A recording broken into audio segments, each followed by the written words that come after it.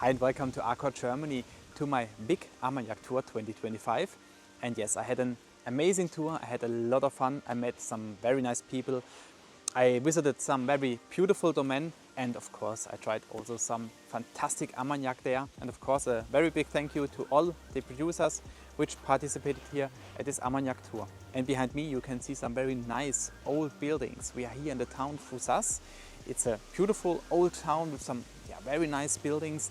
And when I drove through this town, I said, yes, I want to make here my introduction for my big Armagnac tour. And just to let you know, before we start with the first tour, that at some domain they speak only French. So the tour is only available in French language, but of course you can use the subtitles then if you would like to have it in another language. And so we start now with the first part of the Armagnac tour. And of course, if you like this video, leave a thumb up and don't forget to subscribe my channel, then you would also not miss the other parts. Thank you very much for watching this tour and enjoy it.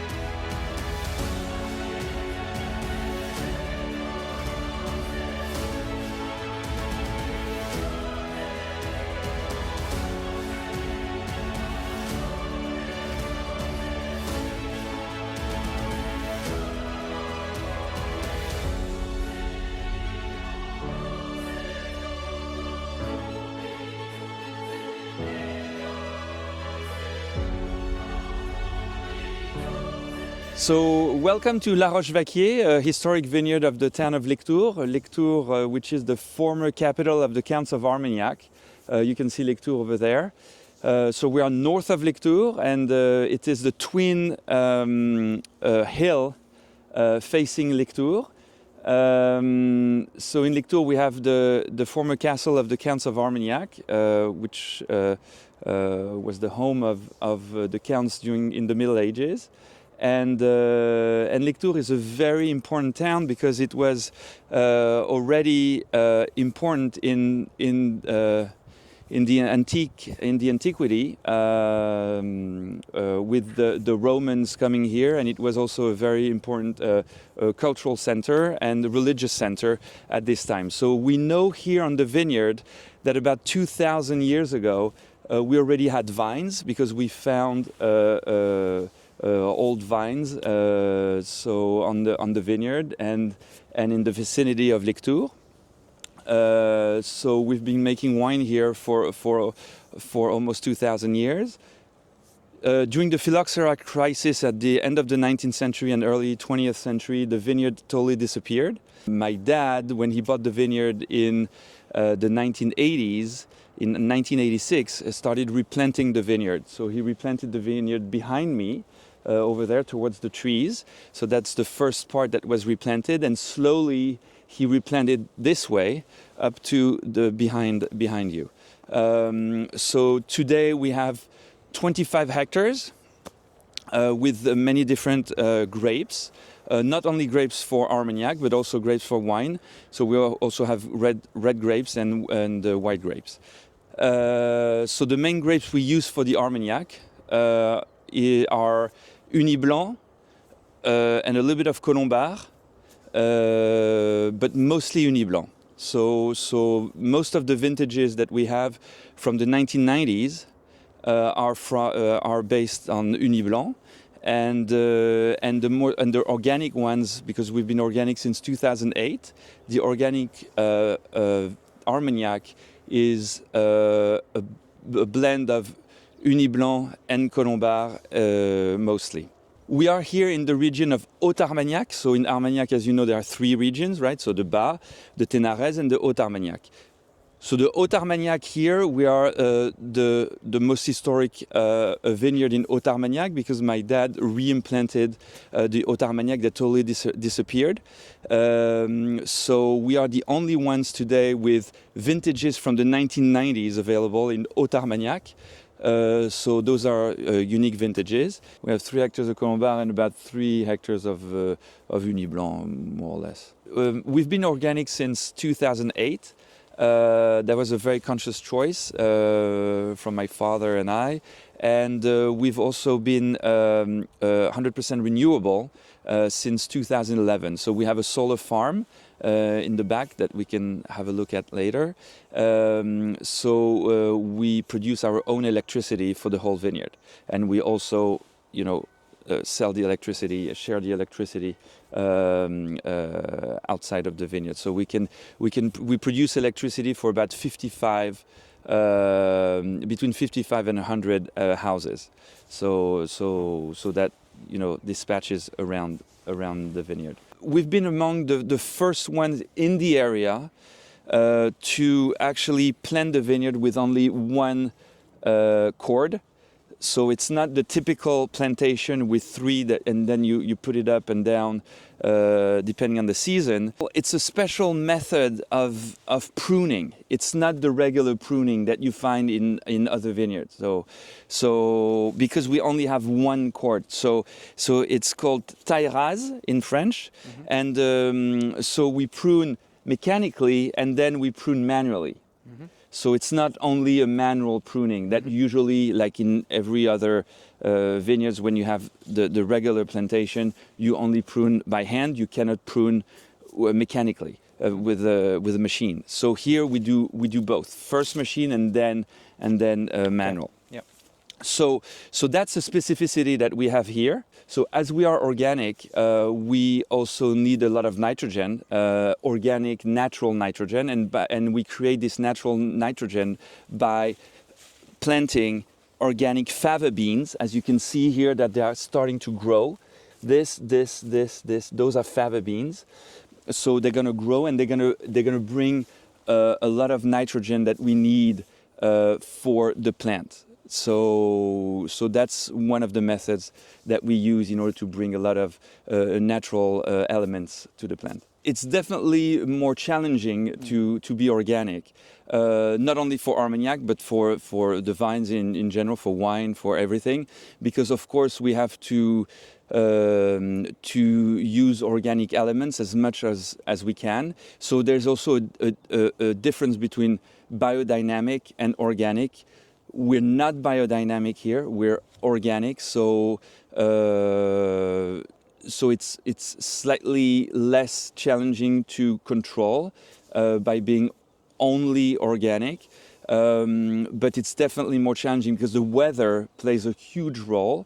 And for example, if you go to the Bas Armagnac region and the end of the Ténarèze, it's very challenging and difficult for them to make organic wine or organic Armagnac because the weather is more humid, and so it's much more difficult to control the diseases in organic. So most of those vineyards, they decide not to be organic because it's almost impossible because of the natural elements. So here we're lucky enough in this area of the Gers north to be able to produce organic wine and organic Armagnac. In the 17th century, Deputy Mayor of Lectoure built a house here at the exact place of this current house, which was rebuilt in the 18th century by the same family.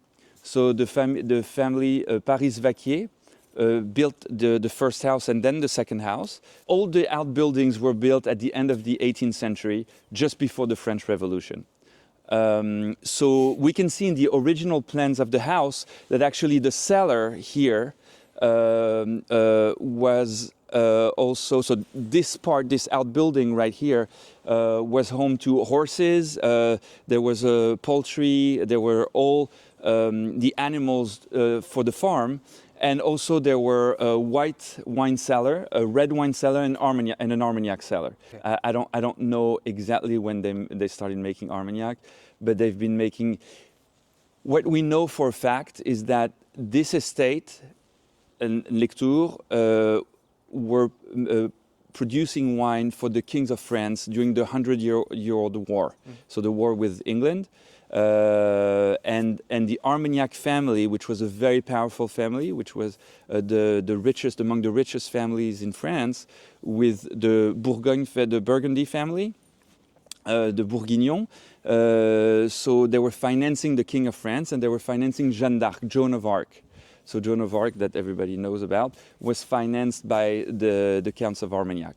So, and we know that at the tables of the King of France back then, Charles VII, there was actually a red wine coming from this estate. So that's for sure. So we found that in some records. For the Armagnac, we don't have an exact date or time period from when we started making Armagnac.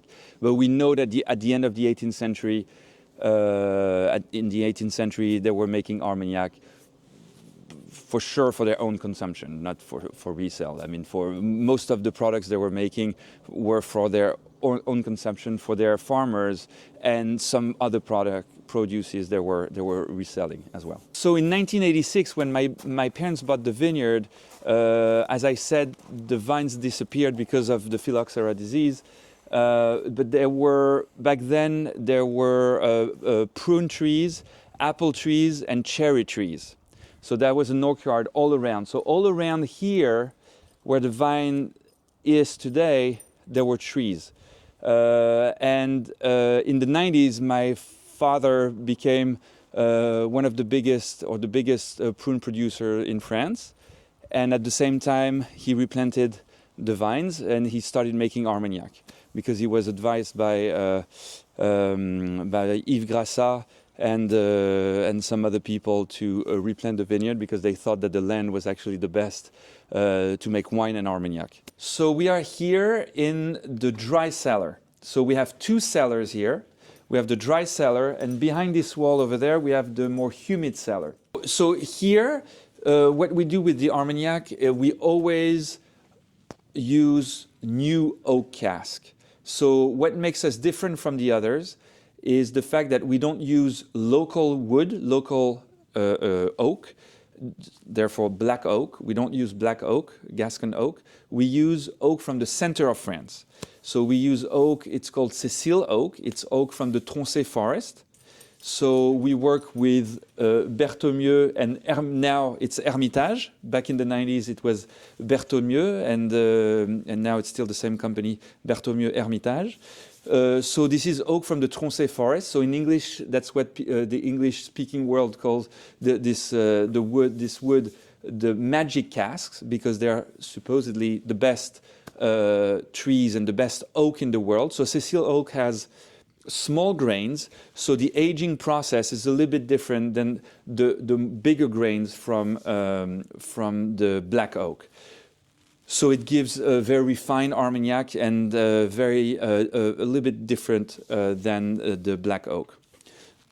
So here also we are on a very special land because we are on limestone and clay. Very, very different from Ténarèze, and Ténarèze has a little bit of limestone and clay, and Boulbène, and the Bas Armagnac has sandy soils. So here, because of our soils as well, and the altitude, we produce a very different Armagnac with different flavor profiles than the others. So it's pretty original. So we have flavor profiles that varies between that are closer to rum, sometimes closer to whiskey, Scotch whiskey, bourbon, sometimes more traditional Armagnac. But we have a range of flavor profiles that are very interesting and different from the other areas. We have to mention also that Haut-Armagnac is the smallest producing sub-region of the Armagnac region. So Haut-Armagnac, there are only a few producers, and we produce all combined together about 1% of the entire production of Armagnac. So it is very rare and very unique Armagnac and Haut-Armagnac. So we have to mention also that we are the only ones with vintages from the 1990s. I think I mentioned it earlier.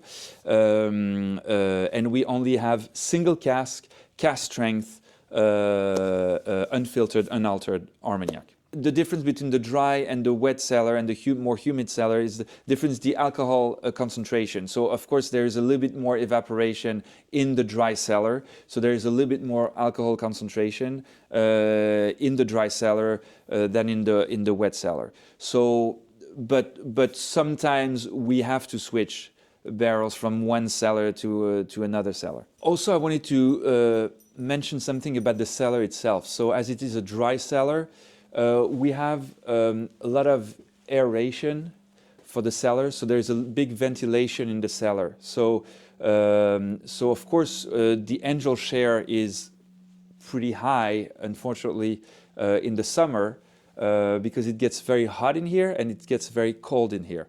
So some producers don't like it, some producers like it. So what we like about this is the fact that the Armagnac actually works. So le travail de l'Armagnac. The Armagnac works by itself, so we never empty the cask and aerate it and put it back. So most of the time, so the casks are ready to go, are good because of the differences in temperature. So it makes the Armagnac work, and that's also part of the interest and the quality of the Armagnac we produce.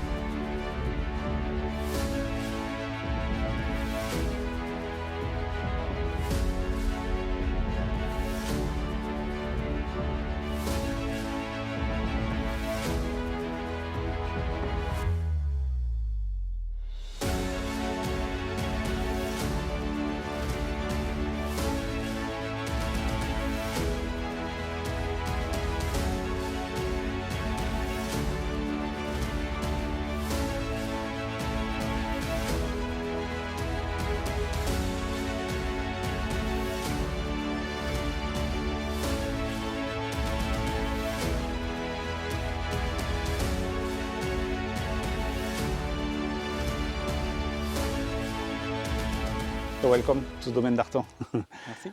It's a young property of Armagnac,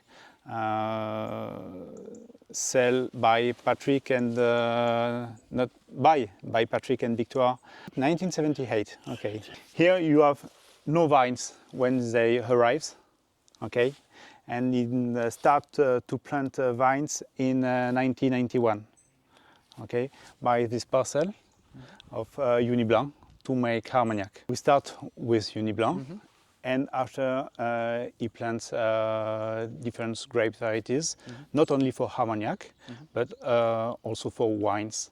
Okay, so he start to plant Uni Blanc, Colombard, and after Sauvignon, Gros Mansin, Petit Mansin, and for the red wine, Merlot, Syrah, and Cabernet Sauvignon. Okay, very good. And we continue to plant. 2 years ago, we planted Baco, and the Colombard, we use the Colombard also for wines and for Armagnac and white Armagnac. Now we have 45 hectares of vines, plants. Okay. But for Armagnac? And for Armagnac production, we have 10 hectares in production. 10 hectares. Okay. And we have young vines represents 11 hectares of Colombard and Uni Blanc. We start this wine in 1991. Okay, so there are whole vines. To remove this, this part because there are a lot of vines are dead. Okay, so the disease, wood disease, its name Esca. Okay, it's a big problem for some grape varieties like Uni-Blanc and Colomba. We are very sensible to this disease. We are producer of Armagnac in Haut-Armagnac, and Haut-Armagnac, it's a little part of Armagnac, and it represents 5% of all the Armagnac. And in Arton, it seems 50% of the whole production of Haut-Armagnac. Armagnac, 50% is here. We don't have a large selection of Armagnac.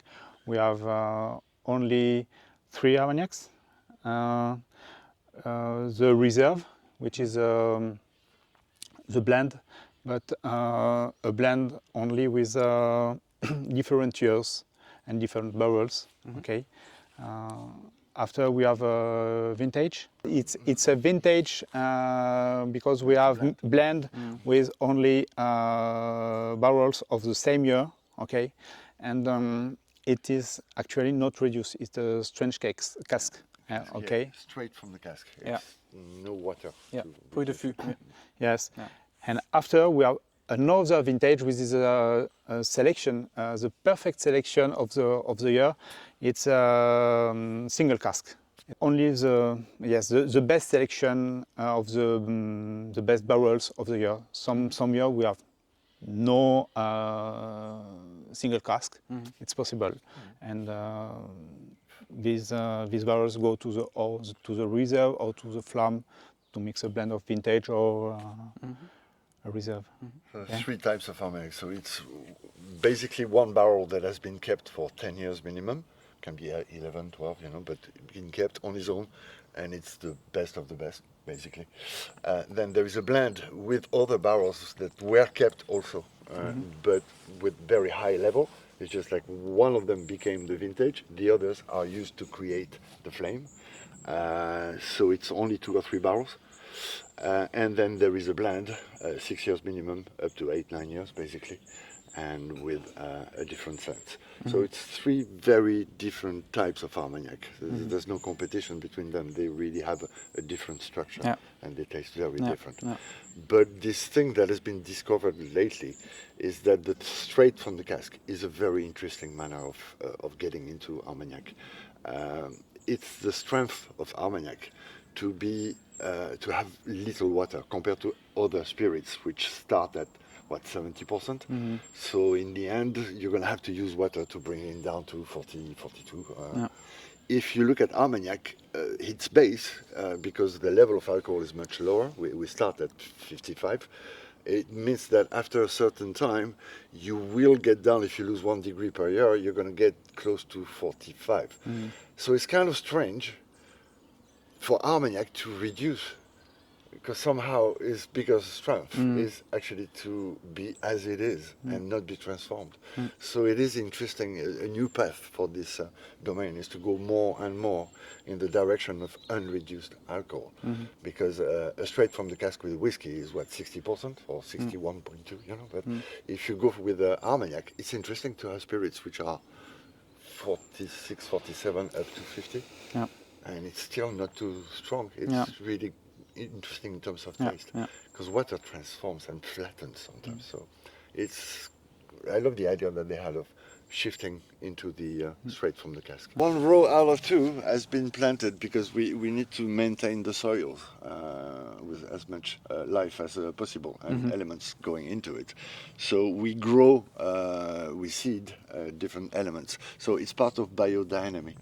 And it is important with biodynamics to work on this ground. So there's no chemicals here. And that's very important to mention that. This is not a chemical land. And we avoided it completely.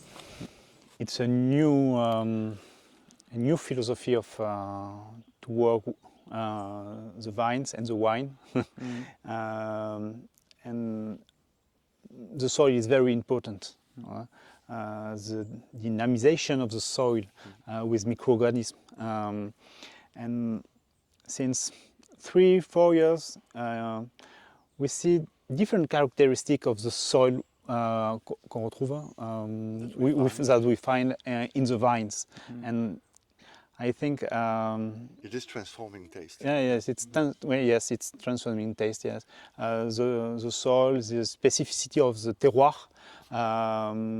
we find most since 3-4 years since we have started biodynamics. Yeah.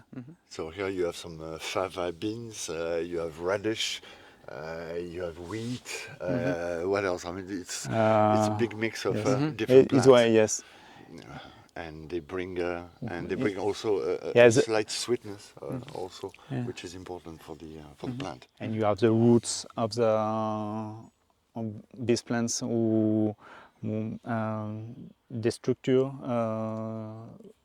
break the soil, and for the water, it's better for the vines. Yeah. It makes sense, and it helps us also. Keep an eye on the pH, you know, and to be able to maintain a certain level of pH. We need acidity. It's a basic ground, so the more acidity we bring, the deeper that it will go into the soil. Okay. Here in Arton, it's the water. Okay, you can see a lake here. Okay, ici des bassins, comment on dit? Bassins. Yeah. Okay, Yeah. and we have 3 springs. In the domain, and the spring aliments the vines during all the year. So if we know there is a dry period coming, we have that advantage here that we know that there is water in the soil, meaning that if we push again the acidity on the roots, we know that they will find their way to humidity. So somehow it's preserving us a little bit from the big global change, because we do know we have humidity, and we are very lucky.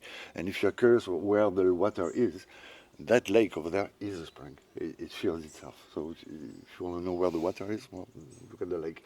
So we do have water in those soils here. It's very lucky. Very, very few places have 3 springs in the middle of 40 hectares. It's pretty lucky for that. We use also a system which is using deep waves of bass. So it's infra bass actually to manipulate the grapes. We are not nice people, we love manipulating. So this is actually a way of warning the vineyard of problems coming. Because it's based on permaculture.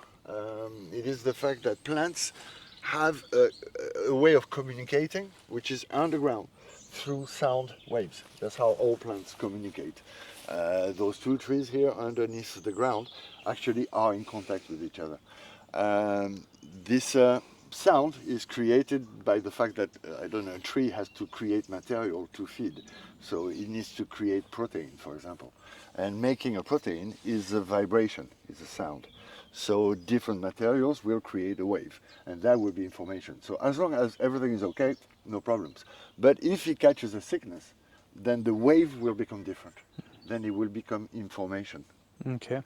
And that's when that system comes in. Because if it catches mildew, that would be a very specific type of wave.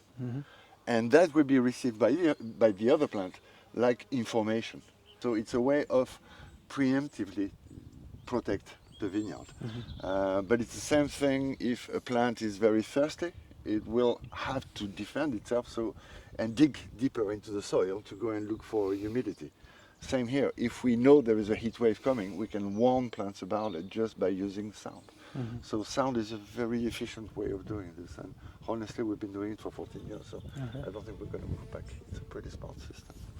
Only a grape arrives, you can harvest about after 3-4 years. You have plants of vines. Normally, yeah. Here, with the soil, with the roots needs times to go in the ground, and we think 5-6 years to have the first grapes, and we are to have vines able to do good grapes. Okay. Yeah, so it's a very long time. It's very long. twice as long in this sector than any other sector in the country. So Yeah. that's why we are not that many producers around here. Huh? Yeah. Most people don't have the patience. Yeah. This is what you need when you want to make good Armagnac. Yes, patience. Yeah. Patience, Yeah. absolutely. Those two buildings are very specific. This one over there is the winery. This is where we're going to have a little look inside. But this one is for expedition. This is where we have our bottles of wine, the entire top part over there. And the bottom part is where we keep in oak some barrels. It's the start of Armagnac here. After harvest, the grapes come here. In this winery was built in 2000, yeah. Right. In 2000 or 2001. I arrived here in 2002. So I'm here since the start. Since 23 years here now. Okay. This actual winery was done in two parts. Oh, in two parts, yeah. One in 2001 with a big vat, okay, to make a lot of production for Gascony, but it's not our philosophy, okay. And after 15 years, we think it's not possible to make wine in this vat, okay? And it is very important to make a parcellaire to isolate parcels. Not to blend everything, Not but to- to separate in parcels, basically, and work Okay. in parcels. Also for Armagnac, okay? And we work in this philosophy, okay? And we harvest one parcels in one vat. So we have in 2023, yes, we have built other vat, small, okay, to make parcellaire, okay, to. Basically, I came here 6 years ago and I saw that originally this place was producing wine for cooperatives. And then slowly they decided to start developing the wine, so they started to separate the different types of parcels. And the more we go, the more we can isolate. And basically that's why we have all those new cubes here, which are thermo-regulated, which was not the case before. So it's a process, but it is changing constantly. And more focus on what you can do with one grape, basically. So I think we are moving forward in that direction. Not saying that we are going to do mono grape, but there are temptations. There are temptations here. We speak about it very often, so yeah, temptations are here. So it will happen, I guess. That's the press. Yes, it's a pneumatic press. It's a new pneumatic press. Yes, it controls the juice and the process of press the juice is better with pneumatic press. Okay. With this press, we control the oxidation of the vines and for the juice. And after fermentation, we try to make distillation very early. Sometimes we are the first, and we start to distillate it this year, the 4th of October. The alembic comes. It's Philippe Gironi. He comes. He is put here. Happens here, actually. Yes. And he distill. It depends of the harvest, but between 2 and 4 days. Okay. This year we produce 13 hectoliters of alcohol pure. Yeah. Okay. Okay. It's a small year this year because of the weather is very dry. Yeah. Very good quality for Good quality, 2000. right? Yes. Yeah. Yes. Okay. Very aromatic, rounded, little spicy. Spacey? Yes. Spicy, Yeah. Spicy. Yes, a little spicy. Yes, and the quality during the distillation is very constant. It's the same. It's the same quality between Uni Blanc, Colombar, and We distill around 58 degrees. Okay, and this year is very good year. I think so. Yeah. We search the best quality with the ABV which corresponds to the quality. Okay, so this year we distilled between 58, 59. We have two warehouses for the Armagnac. We call them, comment est-ce qu'on dit un chai déjà, je me souviens pas. C'est a dry cellar and a humid cellar. The dry cellar is the place where we put the Armagnac just when they finish distillation. We put them for 1 year. Why in the dry cellar? Dry cellar means that it's in open air. Means that it supports all variation of temperature, humidity, when the wind, when it's cold, when it's hot. And so the wood of the cask is moving. When it's humid, it takes, when it's dry, it's, and at the same time, the Armagnac takes in the wood all what it needs for further aging. And so at that stage, during this 1 year, the concentration of Armagnac is growing. It's dry. It's dry. So the water would get away, and so the concentration in degree in Armagnac gets higher. So what is important is that during that period, the Armagnac gets rich with what the wood contains and allows then a good aging process for the next 10 or 20 years. After that 1 year, it comes here. It's humid. We always make sure that we have a high level of humidity. The atmosphere is humid, so from that moment, the water does not evaporate because it's humid. What evaporates, it's the eau de vie, it's the brandy. La part des gens, voilà, exactly. Part des gens, so you see it on the wall. All this means that the cellar is good. So the degree of the eau de vie starts declining. And so gradually it comes here, it arrives here at 55, 56, 54. And in 10 years we reach 45, 1 degree a year roughly. So we don't do anything. Just from time to time, Fabrice makes oxygenation, meaning that he takes the barrel and empties it. He empties it, and so it floats down. You have oxygenation, and it's very good for the brandy. It's very good for the whole process. So, in fact, we don't do anything.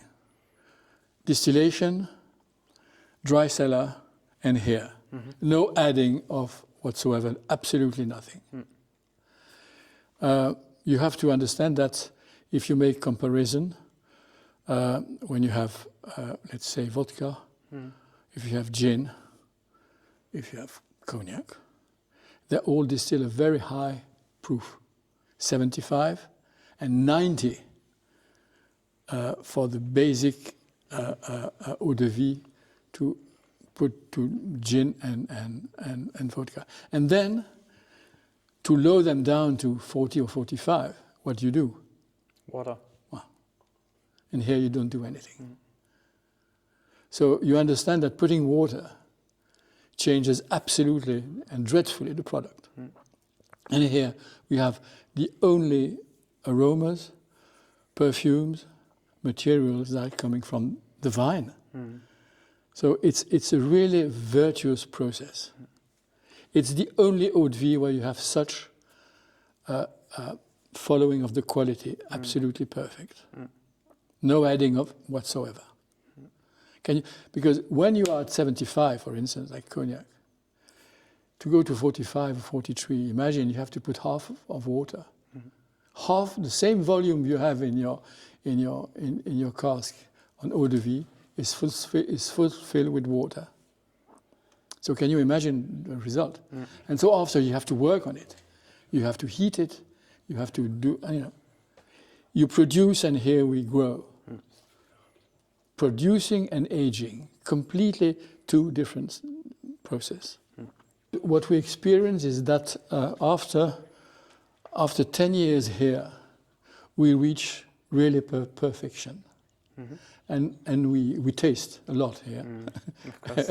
every month we go and taste everything. And so we experience that around 8, 9, 10 years, we reach perfection. And it goes by itself. We just follow the basic process that has been going on for centuries, 7 centuries. The oldest eau de vie in the world, mostly. I mean, incredible. Every year, every moment we are surprised because we are not genius. We just do what all the generations before. All generations, and we follow what the nature tells us. Very important to drive upfront distillation. All what happens before distillation is very important because if you don't have a good wine, you can't imagine getting a good eau de vie and then a good Armagnac. It's impossible. Every stage must be perfect. Good wine is 60%. Good distillation, good cask, good cellars, 2 cellars. It's not so often. We are probably mostly the only one to have these 2 cellars. Very important, this one, you understand? The wood with the weather, and so each time it opens because it's too hot or too cold, the eau de vie come and grab something inside the wood. And all this, he takes it and then here in the humidity, it spreads in the eau de vie and ages magnificently. Voilà. The white Armagnac is here. It's what is pouring, getting out from the still. And then it used to go direct in the cask to get the color. And to be named Armagnac, there, up to the moment I interfere, it was not Armagnac. It was eau de vie de vin. No name. Means no name. And in '86, I started bottling that. It took 20 years up to the moment the l'ONIVIN, the organization, said it's the same category of appellation d'origine contrôlée. And you call it fine blanche d'Armagnac. And in '86, I deposit worldwide the trade name of fine blanche. So fine blanche belongs to me, but fine blanche d'Armagnac belongs to everybody. But they took what I did initiate 35 years or 40 years ago now, exactly. The concentration of what we achieved in the vine, really, because nothing happened. We took the grapes, we pressed it, we made a good wine, and we distilled it, that's all. And here it is, 55 degrees, 56, not more. Freshness, and we just add 10% of water, put it down to 45, depends. And we put a vintage on that. It's incredible, we put a vintage on a white can you imagine a gin with a vintage or a vodka with a vintage? It's impossible. It's produced. And this is growing. It grows direct from the wine. So every year it's different. So it deserves a vintage. And this, we pair it with caviar, we pair it with smoked salmon, we pair it with Roquefort. It's incredibly good. The marriage is incredible.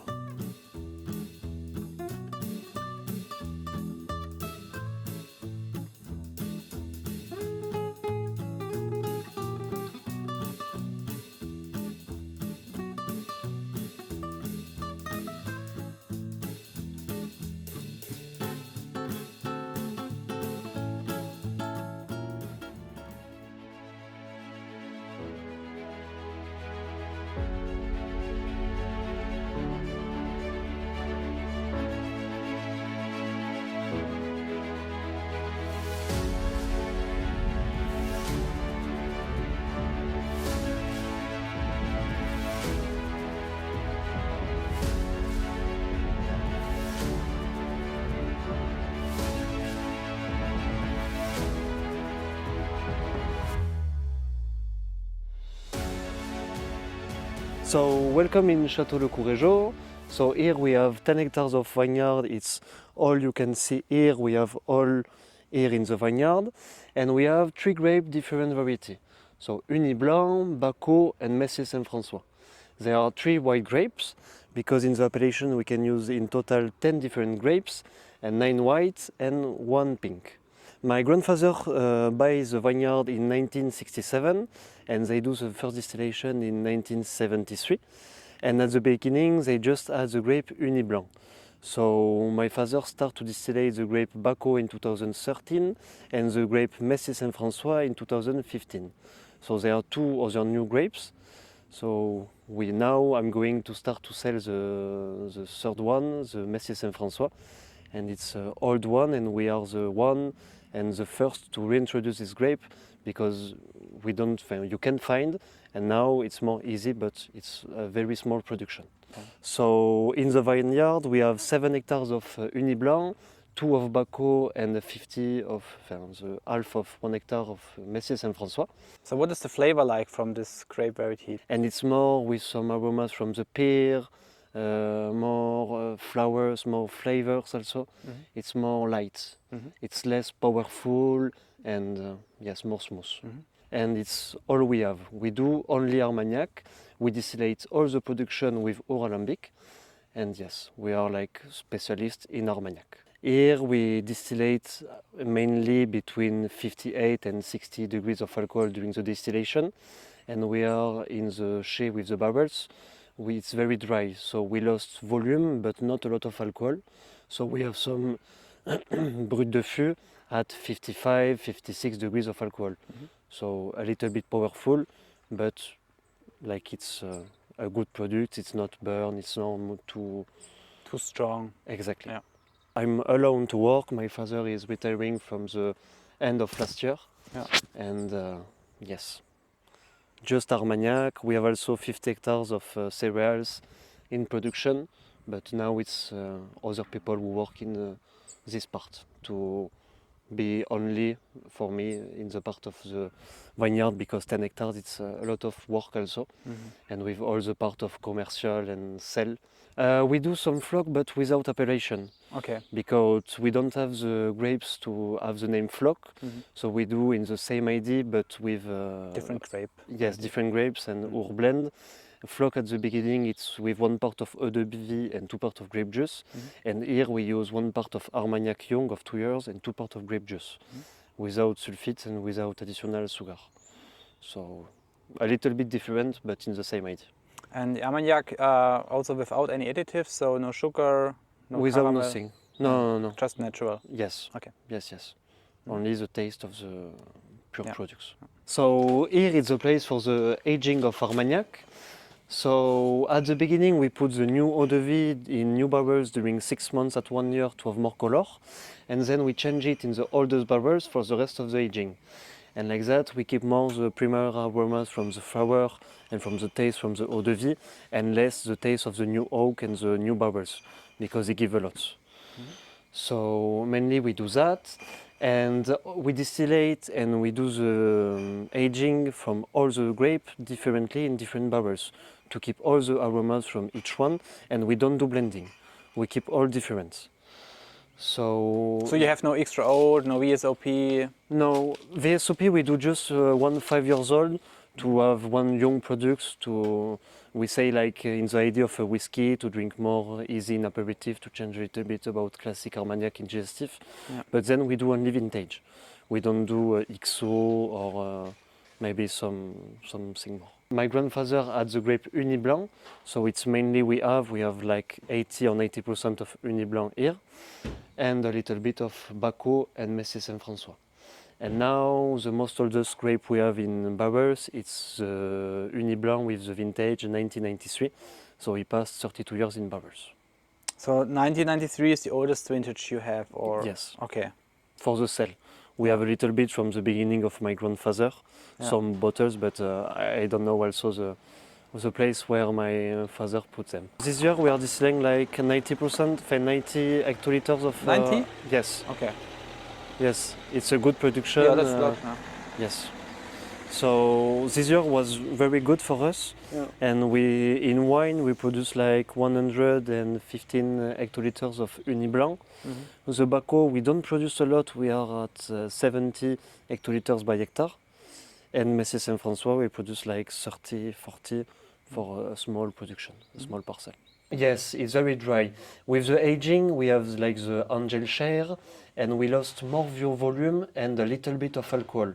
We lose like 1% by barrels by years, and we lose like less than 1% or 0.1% of alcohol by year. We have like Brut de Fût Armagnac with 20 years of production of aging at 55 degrees of alcohol, for example.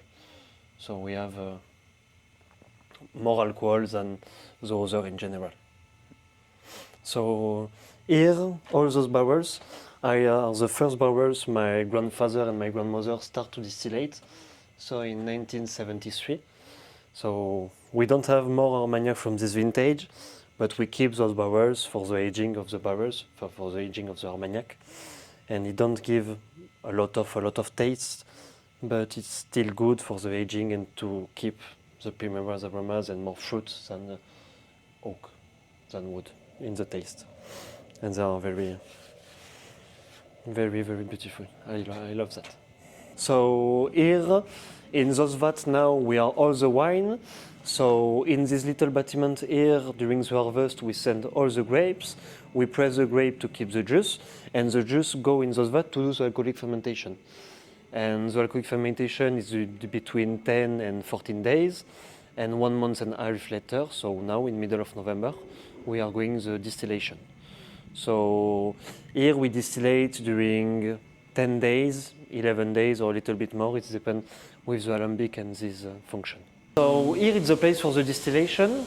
So here we have our alembic for the year 1963. So before to have this one, my father was a bouilleur de cru. So we moved with one alembic in different wine growers to do the distillation for us. And he does that during 15 years. So we knew a lot of about the work of the distiller. And he bought this one in the year 2000. And this one, yes, it's from 1963. And so he's the professional of the distillation, and he knows a lot about this one and exactly this alembic, because he worked a very long time with this one. So to explain you the process of distillation, so in the vat we have the wine, and with a pump we send the wine in the little part at the top. And then it's all with gravitation. So this part is connected at this pump, so just here. So the wine come and grow up in the first part. When the wine come at the top, it passed in the first pump to come in the part of distillation. And here we have 10 plates all horizontally with a trop-plein of 3 centimeters. So the wine go up, and when it come here, it go down for the 10 other plates. Here we have the fire. So the wine come close to the fire, and we have the vapor of alcohol. And the vapor grow up by a little part were bigger than the level of the wine. And those little parts are inside different hats, who enable to the vapor to gain more alcohol and more aromatic, because it's in contact with the wine. The different vapor grow up and in the 10 other plates, and when the vapor are at the top, they pass in the second pump to come in the first part, And here the vapor are inside the circle with inside the fresh wine. So they do a shock, a condensation between vapor and fresh wine. And we have the eau de vie who come just at this level. And here we have the alcometre to see the degrees of alcohol and the temperature. So now it's at 60 degrees at 16 degrees of temperature. So here, with this little book, we can come and see this degree, temperature, and this degrees natural. So 16 degrees at 15 degrees, 16 degrees, and it's really at 61 degrees of alcohol. So for that, like that, we knew exactly the percentage of alcohol of this eau de vie. We can say yes, because when now we taste recently the eau de vie to see if it's good or bad, because it's very important. If it's the basic products, so if this one it's good, you can imagine in the future a good Armagnac, and if this one is bad, you can say how they do a good Armagnac then. So it's very important to taste and to have a good one product. So now we are going to distillate the grape Uni Blanc. So we start the distillation on Thursday before, and we start with the Messe Saint-François, and we do the distillation of the Messe Saint-François during 10 hours. So it's very quickly. And we're beginning with these grapes to keep only these states. These states to not mixing, to not blending with the other different tastes of Uni Blanc or Bacco.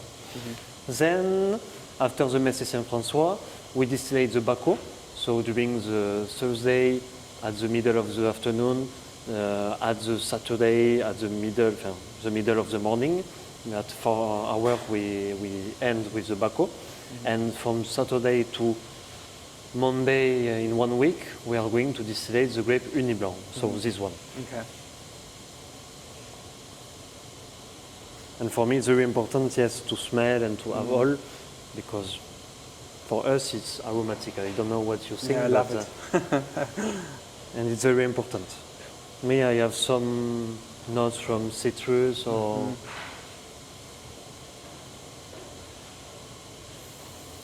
Some fresh orange.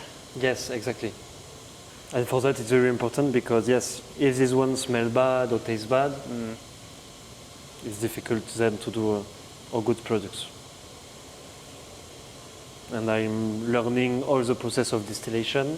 It's my 4th distillation now. Okay. When I finished a study like 4 years before, 4 years ago, I come directly here to work with my father and to help him in the vineyard and to know also the distillation, because it's a lot of work, it's very difficult. And like we heard now, it's the pump with all the wine who come outside and go in the lambic. So all the time we write the hours to see if it's regular or not, because like that we can now understand if it's good or if it's different state.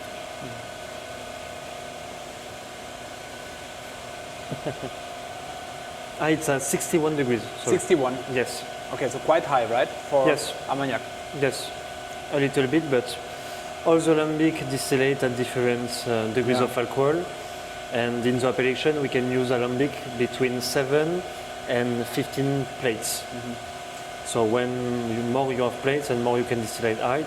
And this one have 10 plates.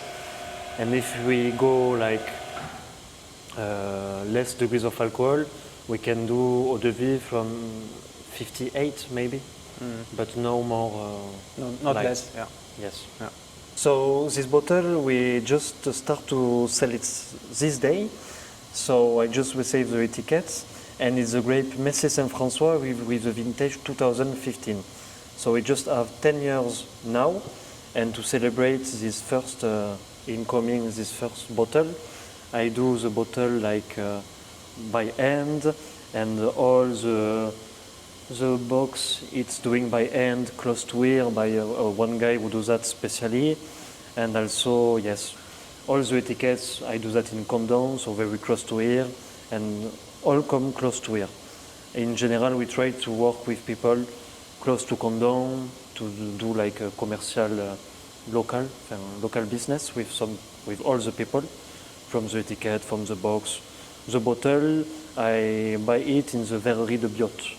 It's in the southeast of France, and they do only things like that at the end.